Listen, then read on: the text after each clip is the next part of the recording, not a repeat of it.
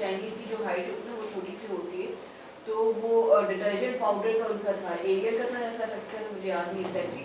तो उनकी जो साइजेस आ रहे थे ना, तो उनके बड़े बड़े जैसे ना वो आ रहे थे, पैक्स आ रहे थे, और उनकी जो कबर्ड साइज होती है ना, कबर्ड साइज उनके छोटे होते हैं। तो ये मतलब था कि वो लोग परचेज उनका नहीं आ रही थी, मतलब रिपीट परचेज नहीं आ रही थी, एक दफ़ा उन्होंने ले लिया लेकिन रिपीट परचेज भी नहीं आ रहा था। तो बाद में जब रिसर्च की गई उनको पता चला, क्योंकि उनकी जो कबर्ड साइज छोटा है और उनकी हाइट छोटी है, इस वजह से ना पैक्स उन्होंने छोटे बना दिए थे फिर। तो वो प्रोडक्ट जो है सिर्फ जा रहा था इस वजह से। अच्छी इनसाइट है काफी, तो कबर्ड साइज छोटी है और सो इसी तरह से ये फंक्शनल नीड थी जो आपने एग्जांपल दी, जो स्टैंडिंग पाउचेस थी, ये फंक्शनल नीड थी। Family togetherness while consuming ice cream या कोक, आजकल इसी के ऊपर कर रहे हैं कोइंसिडेंटली कोक की खुले खुशियाँ, खुशियाँ चखो पहले खुशियाँ चखो थी शायद, अब खुले खुशियाँ नहीं, खुशियाँ चखो किसी और की थी, इसकी इनकी कोक की थी, ज़्यादा मुझे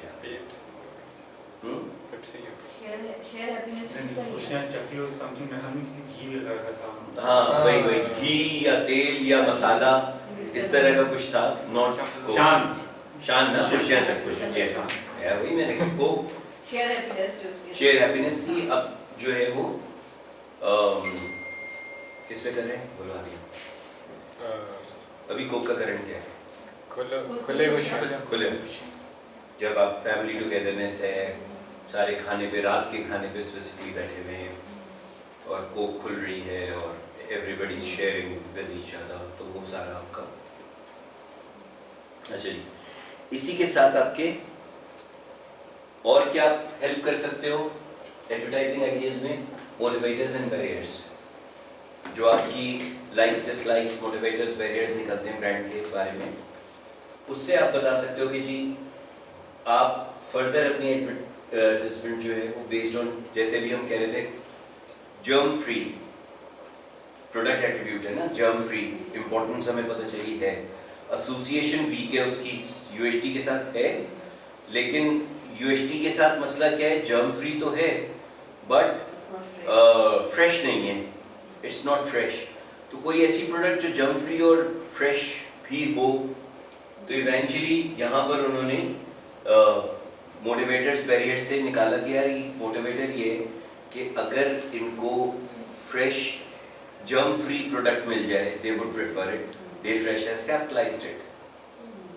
ठीक है सर, नेस्ले इस पे बहुत अच्छी कैंपेन कर रहा होता है, जैसे उनकी पूरी फार्म से जो एप्पल आ रहा होता है या उनकी जो पोमीग्रेनेट आ रहा होता है, वो पूरी फ्लेवर्स को भी एक तो प्रमोट कर रहा होता है, दूसरे उनके टेस्ट को, जो मतलब जो जहाँ का फूड मशहूर होता है वहाँ से वो उससे वो लेकर आते हैं, तो वो कर रहा होता है एग्जैक्टली स्पेन और मलाना और डेगाना वो सारा।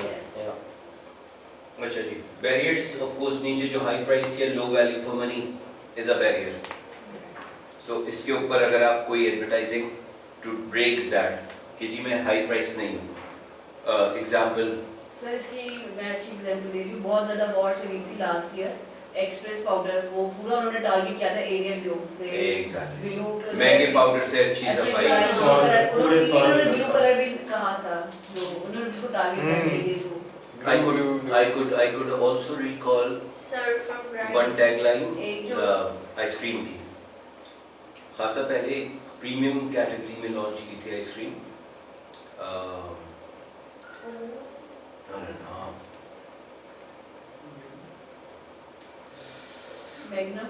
ना रेंज थी पूरी। सर उमर आई थी ना उसके बाद फिर वो, अरे नहीं मेरा बेटा, उमर मुझे पता है, पता है ये walls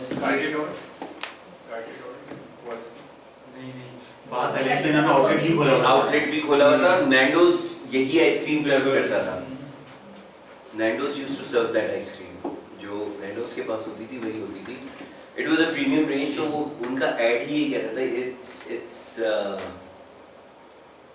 it's value more than its price, something like that. तो उनको पता था कि ये भाई 65 रुपए का या 40 रुपए का लीटर है, उस वक्त अगर 1 लीटर उस वक्त 40 रुपए हुआ करता था, 480 रुपए नहीं होता था,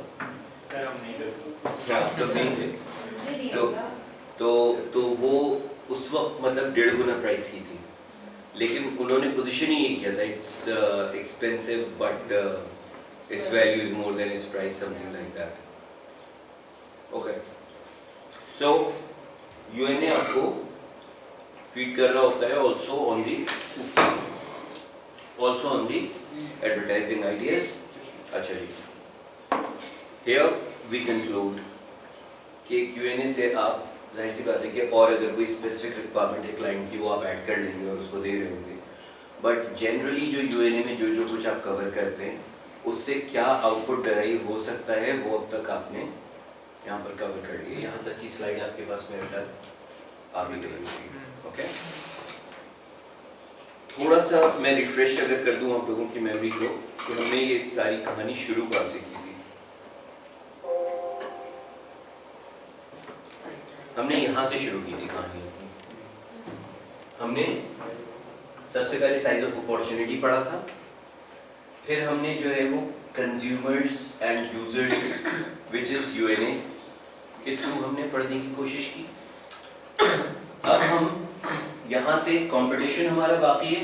कंपटीशन बाय द वे एक हमने ऑलरेडी क्या क्या यूएनए में कवर करते हैं, यार इसको कुछ सही करो, ये काम कर रहा है। कंपटीशन का ऑलरेडी यूएनए में हम पढ़ चुके हैं, कंपैटिटिव लैंडस्केप, ठीक है। क्या पढ़ा है, याद है कुछ? जी के मार्केट शेयर कितना, यूएसपी वगैरह गैप्स कितने हैं पूरे मार्केट।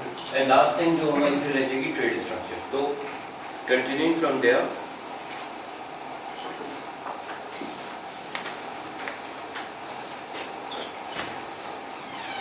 रीकैप मैं करवा दूं आप लोगों को। ये पढ़ा था हमने, Who are the key players? Market share, consumer base पे मार्केट शेयर क्या है, आइडेंटिफाई लो हैंगिंग फ्रूट्स, कौन से सबसे आसानी से टूट सकते हैं कस्टमर्स, पोजीशनिंग क्या है उनकी, एंड कोई ऐसा प्लेटफॉर्म जो आपका अनएक्वायर्ड हो तो वो आप कैप्चर कर सकते हो, ठीक है।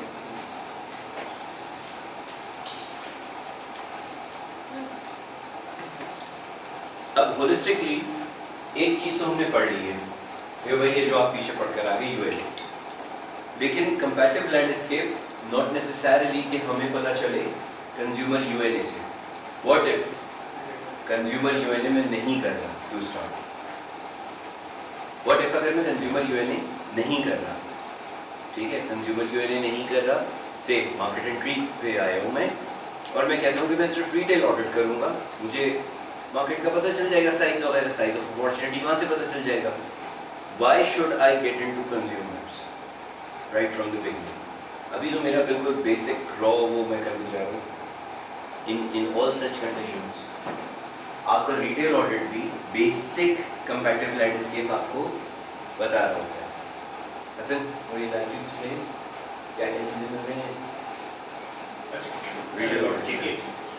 अच्छा, बेसिक जो रिटेल ऑडिट जब हम करते हैं तो उसका ऑब्जेक्टिव होता है कि हम मार्केट ट्रेंड को समझते हैं कि जिस भी कैटेगरी का हम ऑडिट कर रहे हैं उसमें कैटेगरी की ग्रोथ है या डिक्लाइन है, जो मेन पर्पस होता है। उसके बाद फिर हम सेकंड आते हैं स्टेज के ऊपर कि कैटेगरी के बाद हम देखते हैं कि इसके अंदर प्लेयर्स कौन कौन से हैं, उन ब्रांड्स के आपस में क्या कॉम्पिटिटिव लैंडस्केप है उसको आइडेंटिफाई करते हैं।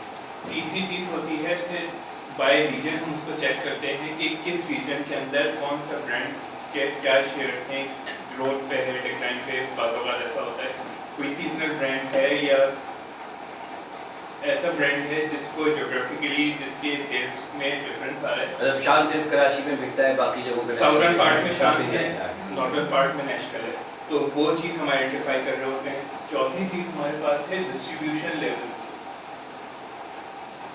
इसमें होलसेल और रिटेल नहीं, डिस्ट्रीब्यूशन लेवल्स मतलब कैटेगरी कितनी दुकानों पर, कैटेगरी कितनी दुकानों पर अवेलेबल है, numeric distribution and weighted distribution, यानी आप 1 लाख दुकानों पे सप्लाई करके जो है वो आप सर्वाइव कर सकते हो, 10 लाख दुकानें कवर करनी है, 6 लाख दुकानें कवर कर, डिस्ट्रीब्यूशन नेटवर्क कितना बड़ा बनाना है वो आपको यहाँ से पता चलेगा डिस्ट्रीब्यूशन लेवल से, जब आप न्यूमेरिक डिस्ट्रीब्यूशन और वेटेड डिस्ट्रीब्यूशन पढ़ेंगे। इसी तरह से trade channels, LMT driven brand है, होलसेल ड्रिवन ब्रांड है, जीएस केएस ड्रिवन ब्रांड है, ये आपको चैनल मिक्स से पता चल जाएगा।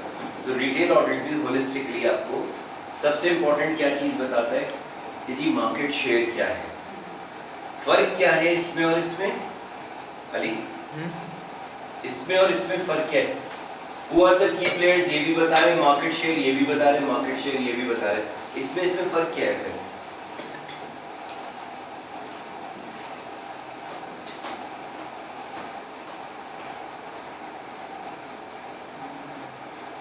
Size of opportunity. ब्रैकेट पढ़ ले भाई, उसके आगे लोगों मार्केट शेयर क्या है? खाली कंज्यूमर बेस मतलब जैसे रिटेल ऑडिट जो है वो कंपनीज बेहतर तरीके से डिफाइन कर सकती है, क्योंकि उसमें वो बताती है कि भाई उनकी कौन सी ज़्यादा चीज़ें बिक रही हैं, उनके की सेलिंग रेस्टोरेंट कौन से हैं। बेसिक बात करो यार, बताइए कंज्यूमर इसमें और बेस है, इसमें क्या फर्क है? ये भी मार्केट शेयर है, ये भी मार्केट शेयर है, इसमें और उसमें क्या वो फर्क है? कंज्यूमर बेस है। कंज्यूमर बेस से क्या मतलब शॉप्स है? में ज़्यादातर कर रहे होते हैं और यूएनए तो डायरेक्ट कंज्यूमर से कर रहे होते हैं ना। मुझे ये नहीं पता है साइंस का क्या कर रहे हो। मैं सिंपली पूछ रहा हूँ इस शेयर में, इस मार्केट शेयर में और इस मार्केट शेयर में क्या फर्क है? सिंपल क्वेश्चन, बता भैया। कंज्यूमर ओरिएंटेड और सेलर ओरिएंटेड। सब फर्क समझा दो मुझे नहीं समझ आया। पर्सपेक्टिव डिफरेंट है। एक कंज्यूमर ये क्या चीज होती है? ये शेयर, इस शेयर का क्या मतलब है? ये एटीट्यूड स्टडी होती है और वो बेसिक नो, वो शेल्स के बारे में बता रहा था, वो कंज्यूमर की यूजेज पर्सपेक्टिव से इसलिए बता रहा हूँ। रिटेल ऑडिट शेयर का मतलब पता है आपको ना? शेयर क्या मतलब होता है? शेयर का मतलब पता है आपको? शेयर किस चीज को कहते हैं? ये किस चीज का शेयर होता है? Consumer share of mind, share of मतलब इसकी डिमांड कितनी है? कंज्यूमर का शेयर होता है। कितने कंज्यूमर्स क्या इस्तेमाल कर रहे हैं, कंज्यूमर शेयर होता और है। जो रिटेल वाला है वो उसका मतलब ये कि वो जो रिटेल शॉप्स है उसमें अवेलेबल कौन सा है। नो, परचेज ब्रैकेट पढ़ लो, ब्रैकेट पढ़ लो तो शायद समझ आ जाए इसका क्या मतलब होता है। शेयर सेल कितना हो रहा है? ऑफ टेक का क्या मतलब होता है? सप्लाई साइड और डिमांड साइड भी तो वैसे बेसिक भी तो ऑफ टेक का क्या मतलब होता है? ऑफ टेक का क्या मतलब होता कितना है? ले रहा है, कितना बिक रहा है, कितना कंज्यूमर उठा रहा है, कितना ऑफ टेक, कितना इतने सारे पैसे।